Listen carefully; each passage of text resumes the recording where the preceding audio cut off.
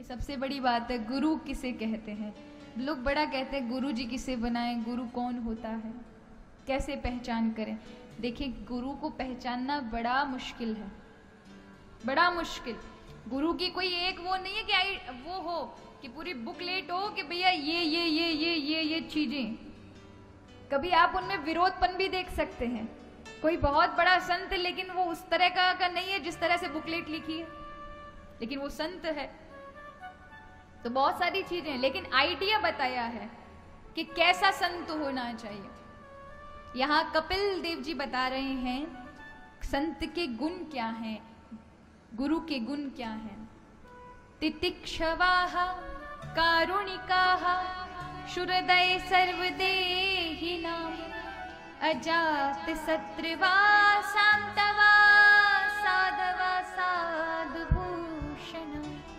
तितिक्षवाः, तितिक्षवा कहते हैं सहनशीलता को।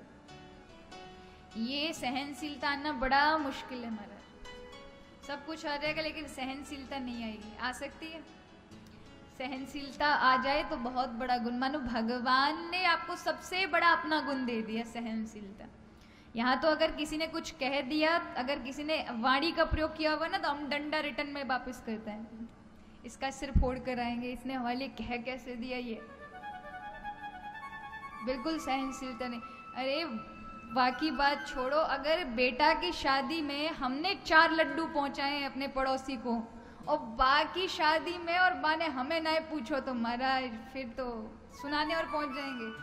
खासकर माताओं में बहुत रहता है ये। मैया बड़े ये जो लेन देन का व्यवहार इनमें बड़ी तेज होती हैं कि नहीं होती। 40 साल पहले अगर किसी में व्यवहार दिया होगा तो 50 साल बाद भी याद रहेगा इन्हें किसको क्या दिया, किसको क्या नहीं दिया। एक बार को भाई लोग भूल जाएंगे।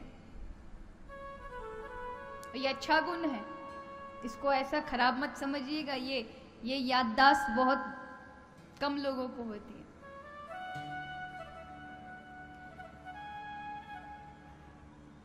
तो तितिक्षवाः सहनशीलता, कारुणिकाः करुणा की मूर्ति हो, शुरदय सर्वदेहिनाम सबके प्रति एक समान व्यवहार रखने वाला हो। अजात शत्रुवा माने ये नहीं कि वो उसका कोई शत्रु ना हो, शत्रु हो लेकिन वो किसी को शत्रु ना माने। शांतवा शांत रहने वाला, साधवा साधुभूषणा मई अनन्येन भावेन मेरे अलावा अन्यत्र कहीं मन ना जाए।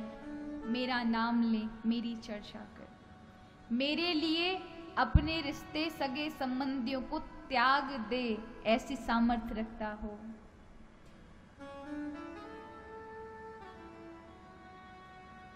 ऐसा। अच्छा, एक आइडिया बताया है शास्त्रों ने कि गुरु कैसा होना चाहिए। देखो, ये कोई पक्का नहीं है कि ऐसे कई बार ऐसी चीजें, आजकल तो वेश भी साधु जैसे दिखे लेकिन अंदर से आप थोड़ा ना जानते हैं कि कैसे हैं। क्यों आप भटक जाते हैं? क्योंकि हम प्रतिष्ठा के ऊपर गुरुओं को चुनते हैं ना, कभी अपने अनुभव से नहीं चुनते। याद रखिएगा, अपना खुद का अनुभव यदि गुरु के प्रति और भगवान के प्रति लगा होगा तो आप गलतियां नहीं करेंगे।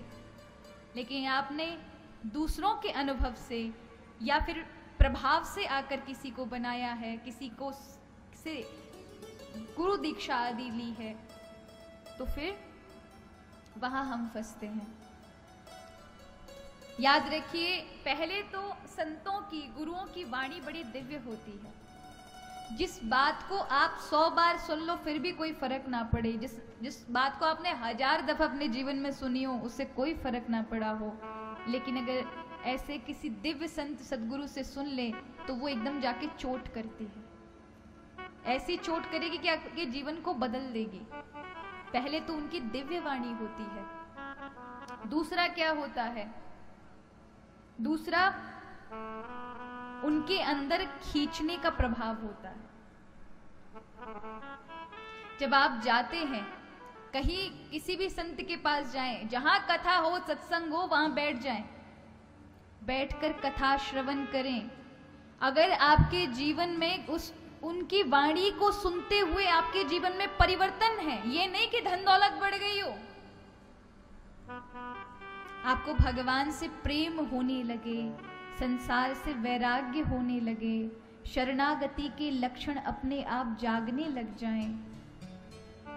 करते रहिए, ऐसा नहीं एक दो बारी, करते रहें करते रहें। कई संत, जितने भी संत हों, जैसे जैसे संत हों, उनके समीप, उनके प्रवचनों में, उनके सत्संग में बैठें, आपका खुद का अनुभव बताएगा। जब आप किसी ऐसे संत की वाणी आपको बिल्कुल जाकर हृदय पर चोट करती है कि आपके जीवन को बिल्कुल परिवर्तित कर दिया, आप बड़े संसार में खोए हुए इंसान थे, लेकिन उनकी वाणी को सुनकर आपका जीवन परिवर्तन हो गया, समझ लीजिए वही भगवान ने आपके लिए चुने हैं और उसी के साथ आपका संबंध है। पर हम अपने अनुभव से कभी नहीं बनाते, और अपना अनुभव हमें झूठा नहीं बता सकता, हमें अंधकार में नहीं डाल सकता। याद रखिए, कभी कभी एक गुरु से सारे शिष्यों को ही एक जैसा फल नहीं मिलता, ये भी है। ये मत सोच लेना कि ये गुरुजी को, ये शिष्य, ये भी उन्हीं गुरुजी का शिष्य, ये तो मालामाल है, ये इसको तो सब कुछ है। हम तो बाहरी दृष्टि से देखते हैं ना, लेकिन अंदर की जो आध्यात्मिक, क्योंकि गुरु को बाहर के माल ताल से मतलब नहीं है, वो धन तो हम लोगों की नजरों में ज्यादा काबिलियत वाला है, लेकिन गुरु की नजर में तो भगवान का भजन और भगवान में आपकी कितना जुड़ाव है, वो बहुत महत्वपूर्ण है। तो हम सोचते हैं ये वही हमारे गुरुजी का चेला, हम पर कोई फर्क ही नहीं पड़ रहा, इस पर ज्यादा पड़ रहा है। तो याद रखें, इसका भी है कि जैसे चुंबक जो होती है ना, वो लोहे को खींचने के सामर्थ्य है, अपनी ओर आकर्षण कर लेती है लोहे को, लेकिन लोहे में जितनी मिलावट होगी ना, उतना वो कम पकड़ करेगी। एक सुई है, सुई के अंदर अगर 75% लोहा है और 25% मिलावट है, तो उसे खींचेगी, लेकिन थोड़ा जितना प्योर लोहे को खींचते उससे कम। लेकिन 50% लोहा 50% मिलावटी, तो उसे थोड़ा और धीमे। और किसी में 75% मिलावटी और 25% लोहा, तो वो बस हिलेंगे। और जिसमें पूरी मिलावटी है, आप छुआ भी देना ना तो नहीं पकड़ आने वाली। उसी प्रकार जिनके मन शुद्ध हैं, जिनका अंतःकरण शुद्ध है, वो अपने गुरु के समीप जाते ही उनका मन उनके और अपने आप खिंच जाएगा और वो चल पड़ेंगे उस राह पर। और जो मिलावटीपन है, अभी अंतःकरण शुद्ध नहीं है, तो क्या होगा, कुछ देर चल दिए फिर बैठ गए, फिर साधना रुक गई, फिर चल दिए फिर रुक गए। और कई तो ऐसे पूरे मिलावटी वाले महाराज कि गुरुजी के पास जाएंगे 10 गालियां देकर वापस आ जाएंगे, किसी काम के गुरुजी नहीं।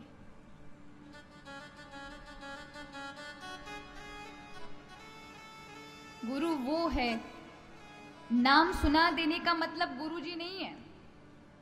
गुरु नाम श्रवण करे, लेकिन साधना भी बताए कि अब आपको ऐसे मार्ग पर चलना है और इस प्रकार से आपको कार्य करना है। शाब्दिक ज्ञान जो होता है, वो आपकी साधना जो आप कर रहे हैं उसमें अगर शंका उठ जाए तो वो उसको निवारण नहीं कर सकते। शाब्दिक ज्ञान के ज्ञानियों के पास अनुभव नहीं होता, लेकिन जो उस साधना में रहता है उसे अनुभव होता है। अगर हमारी साधना में कोई शंका है तो वो उसका तुरंत निराकरण कर देता है गुरु के पास, क्योंकि वो उसके अनुभव ही हैं।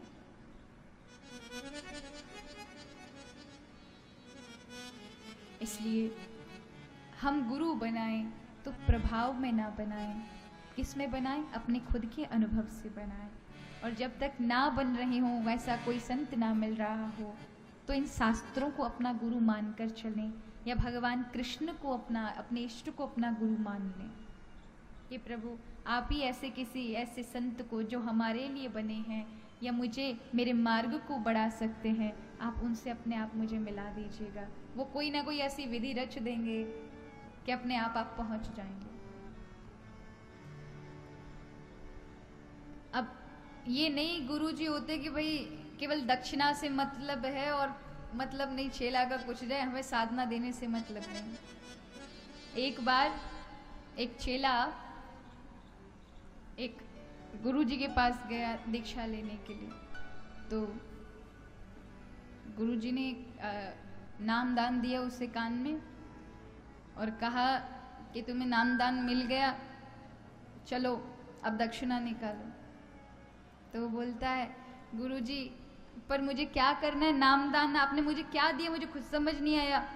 बोला, मैंने वो नाम दिया है कि जब तू मरेगा तब गोलोक के दरवाजे पे मैं तुझे मिलूंगा और तुझे तुरंत गोलोक में एंट्री मिल जाएगी, तुरंत तुझे अंदर भगवान के यहाँ प्रवेश मिलेगा।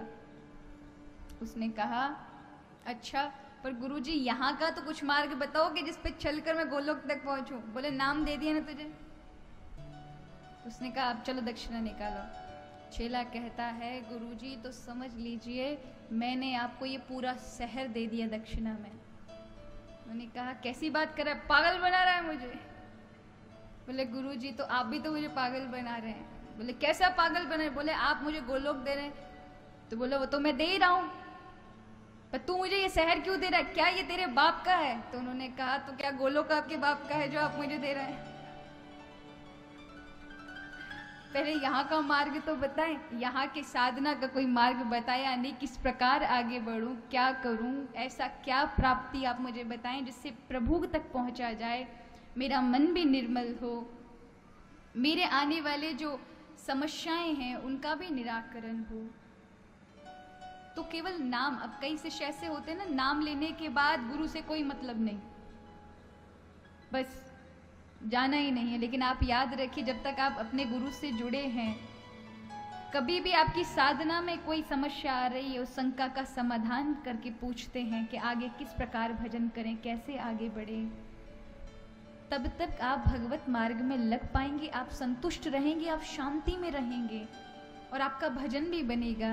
लेकिन आप जब छूट जाते हैं तो फिर कभी कब आपको ठाकुर जी याद आ गए, वो क्रियाक्रम तो चलते हैं पर मानसिक चिंतन नहीं चलता, जिसका चलना बहुत ज्यादा जरूरी है। हमारे ये शरीर की क्रियाएं चल रही हैं, लेकिन अगर मन नहीं चलेगा, मन को सामर्थ्य गुरु संतों के द्वारा मिलती है कि वो विचलित जो भागता है वो नहीं भागेगा। बड़े आनंद के साथ आप अपने इन कार्यों को भी करेंगे और भगवत कार्यों को भी करेंगे।